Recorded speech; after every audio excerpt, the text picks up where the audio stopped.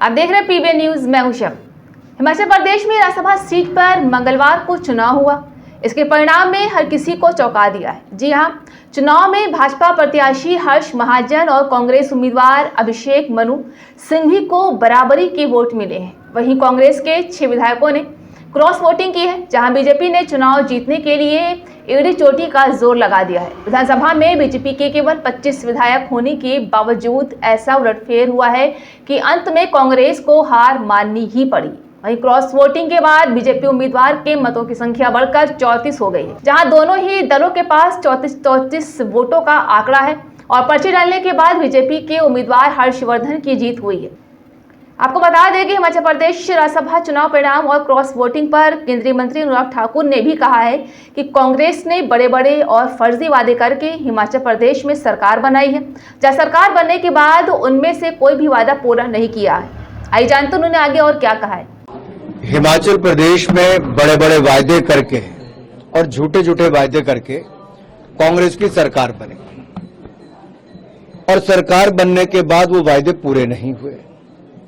जब कांग्रेस के अपने विधायक क्षेत्र में जाते थे तो जनता सवाल पूछती थी, 1500 रुपये महीना हर महिला को मिलना था, हर महीने मिलना था, नहीं मिला, जवाब दो। विधायक के पास जवाब नहीं था। वो पूछते थे, आपने कहा था 2 रुपए किलो गोबर खरीदेंगे, 100 रुपये लीटर दूध खरीदेंगे, नहीं खरीदा, जवाब दो, जवाब नहीं था। उन्होंने कहा था कि आपने 5 लाख युवाओं को सरकारी नौकरी देनी थी, उन्होंने जवाब नहीं दिया, कोई काम नहीं किया। कांग्रेस के अपने विधायकों को इतनी मुश्किल 1 साल के अंदर हो गई कि बड़े और झूठे वायदे करके जब आप सरकार बनाते हो तो जनता को सामना करना बहुत मुश्किल हो जाता है। और आज कांग्रेस की हालत ऐसी हो गई है कि जहां जहां बड़े और झूठे वायदे किए वहां कांग्रेस मुकरती नजर आती है और इनके विधायक इनके से भागते नजर आते हैं। राष्ट्रीय महासचिव शिवपाल यादव ने आज भारतीय जनता पार्टी को जमकर घेरा। उन्होंने कहा है कि आज भारतीय जनता पार्टी ने देश के सामने संकट पैदा कर दिया है। संविधान को बदलने की नियत है और इसी के साथ साथ पूरी तरह से वो लोकतंत्र की मान्यताओं को समाप्त करने की कोशिश कर रही है। आइए जानते हैं उनके संबोधन में उन्होंने आगे और क्या कहा है। संविधान को भी जो बदलने की नियत है और इसी के साथ साथ पूरी तरह से लोकतंत्र की जितनी भी मान्यताएं थी उनको समाप्त करने की कोशिश की है। तो इनको और देश को बचाने का काम पीडीए के लोग तो करेंगे ही, और पीडीए के साथ साथ जो आज देश में सबसे दुखी किसान, नौजवान और मुसलमान जो दुखी है, उसकी लड़ाई हम लोग सब लोग मिलकर के इस भारतीय जनता पार्टी की, और इसलिए भारतीय जनता पार्टी को हटाना जरूरी हो गया है। भारतीय जनता पार्टी से बेईमान अभी तक तो मैंने किसी भी सरकार को, इतनी बेईमान सरकार को नहीं देखा। और इतने झूठे लोग, इतने झूठे, बताओ, राम की कसम तो खाते हैं और राम की भी झूठ बोलने का काम करते हैं। बताइए, हम सब लोग राम को मानने वाले हैं? तो इतने झूठे लोग हैं। तो आज हम सब लोग तय कर लेंगे 2024 में से हिंदुस्तान से इस भारतीय जनता पार्टी को हटाएंगे। 2 बार विधायक रहे बहुजन समाज पार्टी के नेता शाह आलम उर्फ गुड्डू जमाली ने बुधवार को समाजवादी पार्टी का दामन थाम लिया। इस दौरान सपा मुखिया अखिलेश यादव ने खुद उन्हें समाजवादी पार्टी में शामिल कराया। इस दौरान अखिलेश यादव ने पत्रकारों से वार्ता भी की। मैं सबसे पहले शाह आलम गुड्डू जी को बहुत बहुत धन्यवाद और बधाई देना चाहता हूं। मैं उनका स्वागत करता हूं। उनके साथ साथ उनके सभी सहयोगी साथी जो आज इस हॉल में हैं और लाखों संख्या में जो आ नहीं पाए हैं, जो पूरे प्रदेश में जगह जगह पर हैं, मैं उन सबको आज के दिन की बहुत बहुत मुबारकबाद देना चाहता हूं। मुझे याद है 2022 के चुनाव से पहले गुड्डू जमाली साहब हमारे पास आए थे। किन्हीं परिस्थितियों किसी कारण हम लोगों का साथ नहीं हो पाया, लेकिन आज जब हम लोग 2024 में भविष्य की लड़ाई लड़ने जा रहे हैं, वो आए नहीं हैं, मैंने उन्हें अपने पास बुलाने का काम किया है।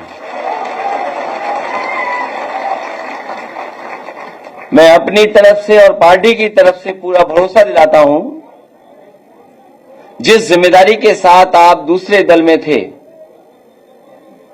जिस तरीके से आपने कभी पीछे मुड़ करके नहीं देखा, इस पार्टी में भी आपको रह करके आपको अपने घर जैसा लगेगा। ये आप अपनी पार्टी में वापस आए हैं। हालांकि इस मंच पर गुड्डू स्क्वायर हैं और अखिलेश भी स्क्वायर हैं। गुड्डू भी स्क्वायर है और अखिलेश भी स्क्वायर हैं, और हमारे साथ बलराम जी भी हैं, दुर्गा जी भी हैं। ये तो भगवानों के नाम है। कौन नहीं है? मैं देख रहा था कि सबके नाम में भगवान। आपको पता होगा चाचा के नाम पे कौन सा भगवान? और कोई बचा? श्याम बहादुर। तो ऐसा कोई नहीं है। हम सब लोग मिलकर के पार्टी को मजबूत बनाने का काम करेंगे। जिस तरीके से कभी समुद्र मंथन हुआ था, उस बार ये संविधान मंथन होने जा रहा है।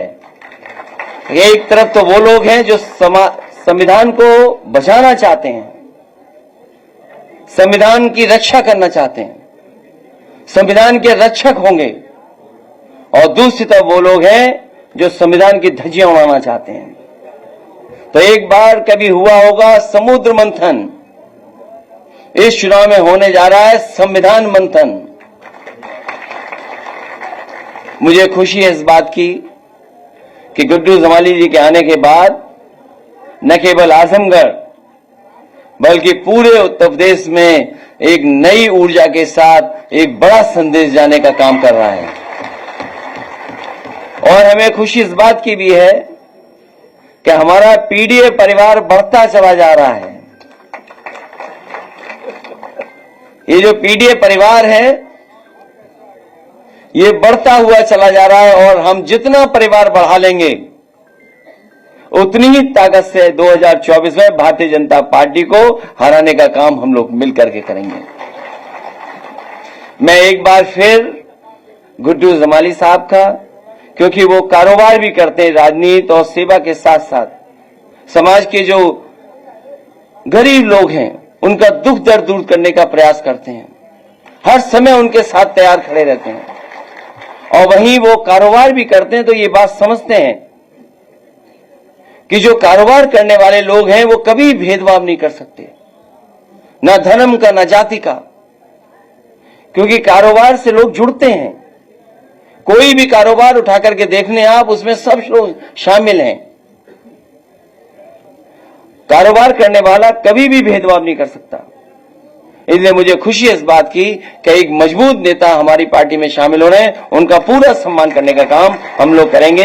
इन्हीं शब्दों के साथ मैं गुड्डू जमाली साहब का और उनके बहुत सहयोगी समर्थक जो मुझे दिखाई दे रहे हैं, मैं देख रहा हूं कि हमारी पार्टी के साथी तो हैं ही खुश, लेकिन इस हॉल में मैं जिस तरफ भी देख रहा हूं, जिसको भी देख रहा हूं, हमसे ज्यादा खुश अगर कोई नजर आ रहा है तो यहां पंडाल में बैठे हुए गुड्डू जमाली के साथ के सहयोगी साथी हैं। मैं उनका भी बधाई और धन्यवाद देता हूं।